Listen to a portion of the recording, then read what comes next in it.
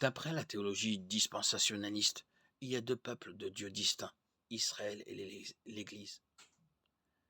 Les dispensationalistes croient que le salut s'obtient depuis toujours par la foi en Dieu dans l'Ancien Testament, et plus spécifiquement dans le Fils de Dieu dans le Nouveau.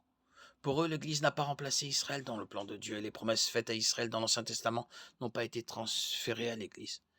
Les promesses de Dieu à Israël dans l'Ancien Testament, une terre, une descendance nombreuse et la bénédiction, auront leur accomplissement final pendant la période de 1000 ans annoncée en Apocalypse 20. Tout comme Dieu s'intéresse surtout à l'Église à notre époque, il s'intéressera de nouveau à Israël à l'avenir, Romains 9, 11 et Daniel 9, 24. Les dispensationalistes classent la Bible en 7 dispensations. L'innocence, Genèse 1, 1, 3, 7. La conscience, Genèse 3, 8, 8, 22. La gouvernance humaine, Genèse 9, 1, 11. La promesse, Genèse 12, 1. La loi, Exode 20. Et le royaume millénaire, Apocalypse 20, 80.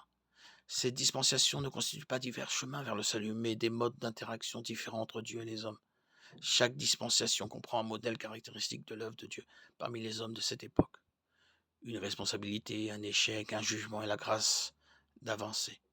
Le dispensationalisme en tant que système se fonde sur l'interprétation prémillénariste du retour de Christ et généralement sur l'interprétation pré-tribulationniste de l'enlèvement. Le dispensationalisme est un système théologique qui met l'accent sur l'interprétation littérale des prophéties bibliques, fait la distinction entre Israël et l'Église, et enfin ordonne la Bible en différentes dispensations ou administrations.